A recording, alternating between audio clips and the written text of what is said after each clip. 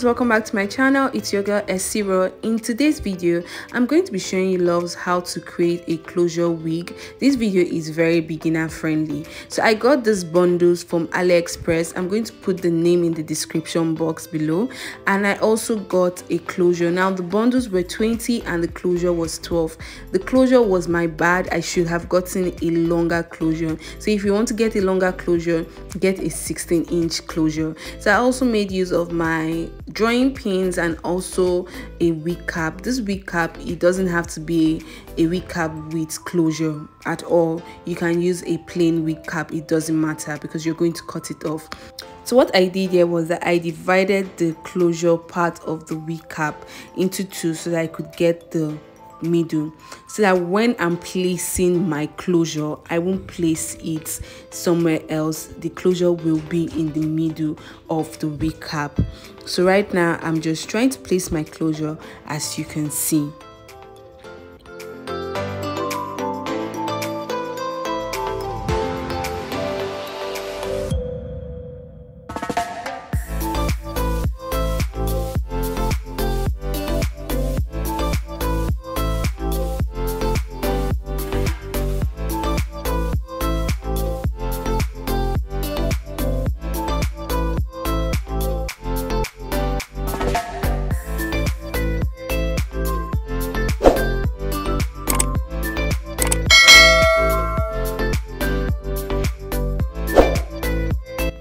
Ensure to make the closure flat when you're trying to pin it down. That is actually very necessary so that you don't get your hair bumping out when you're done making the wig. So just drag it and ensure that it's looking flat.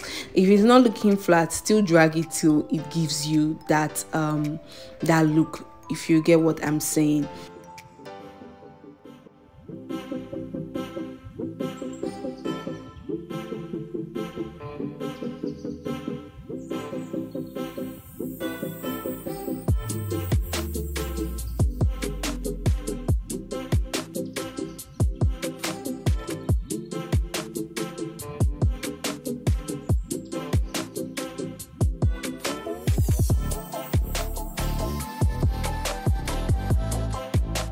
Now it's time to sew. I've put my thread in my needle and I'm just going to start sewing. So I'm going to bring it up close so that you guys can see how I sew the closure. So when I take it in, I try to knot it, so I do not let all the thread pass through. I leave a small amount and then I go through that small amount and repeat the process. You can see what I'm doing. It's very clear.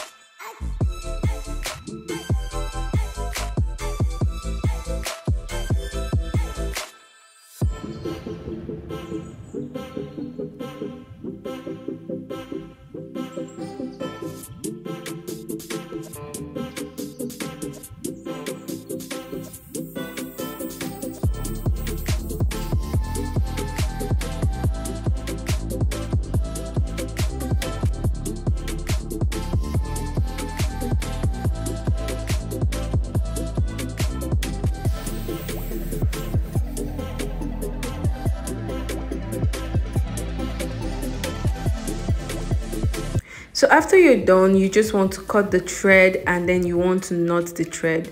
So I just tied the thread and secured it really well. So this is how it was looking. I just placed some pins in front to just hold it while I do the back. It's not really necessary, but it helps. It really helps.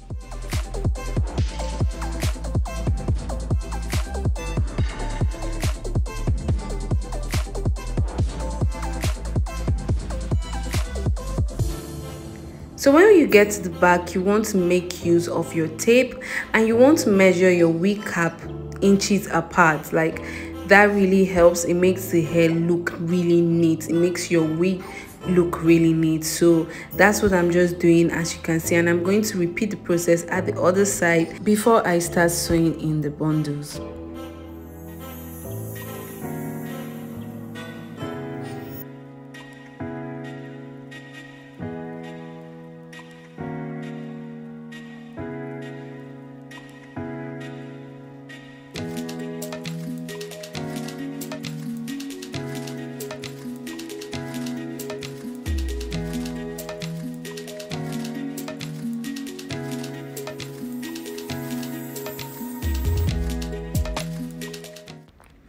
So when you want to start sewing, you want to make sure you double the bundle that you'll be sewing to your hair. It just gives that really full look without having to sew in so many parts, if you get what I'm saying.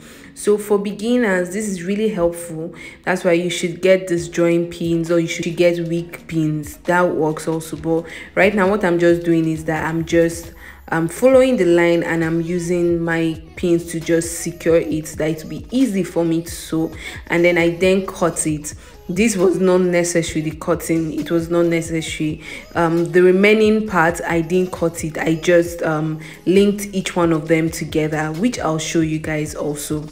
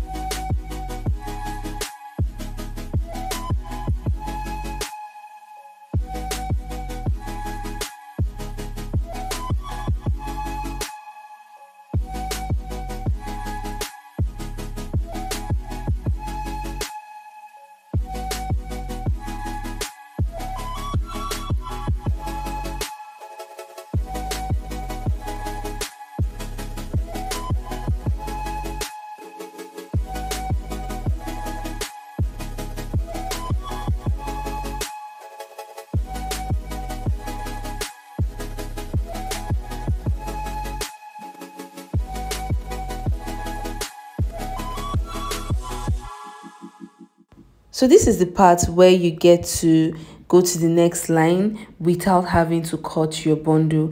I don't really know how to explain this part really well, but I will try. So right now what I'm just doing is that I'm sewing in the hair, and then I started placing my needle on the next line and sewing the bundle on the next line. So it started going slanty at some point, then it curved before I then flipped it. I feel like the video really helps. If you are quite confused, you can zoom it in even more to understand. So after I knew that, okay, I could flip it without it affecting the previous line I just sewed in, I then flipped it, and then I knotted that part really well. Then I used the pin to just hold it at that part while I secured the curve part.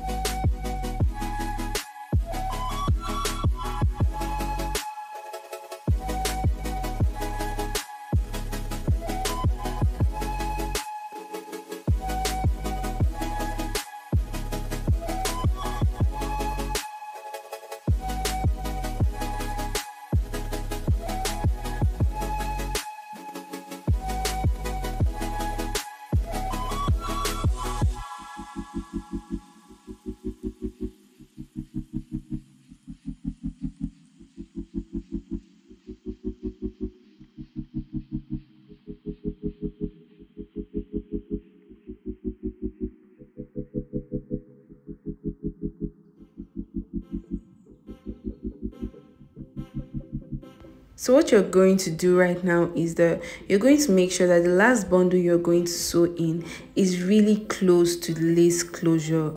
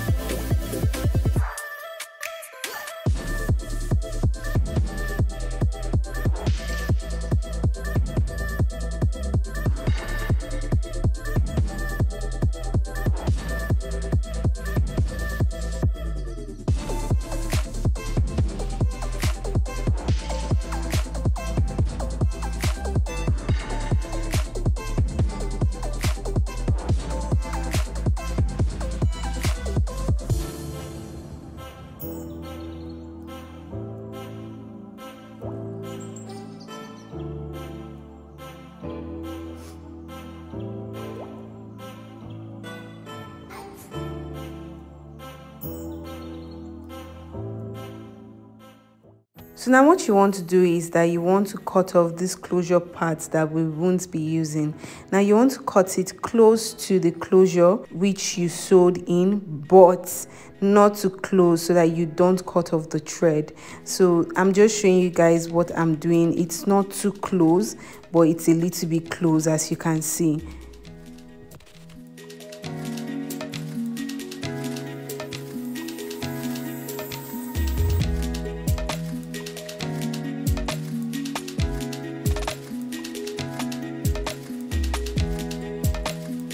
This part is very optional. I just wanted more of the quills, so I made use of a detangler to just open up some of the quills, but this is very much optional. I also try to hide the closure length of the hair in between the bundles because I didn't like the way they were just standing. Like, they looked so different from the bundles that I got. But nonetheless, this hair was actually really fine. I also made use of a hair mousse to just help me keep them in place and also help me define the curls. But this wasn't really necessary because when I used water, it came out really well. Also, water and leave-in conditioner, when I used those two, it came out really well also.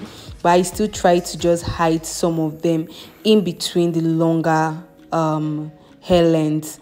That's just it. I also used a hot comb to just make it look sleek and really good.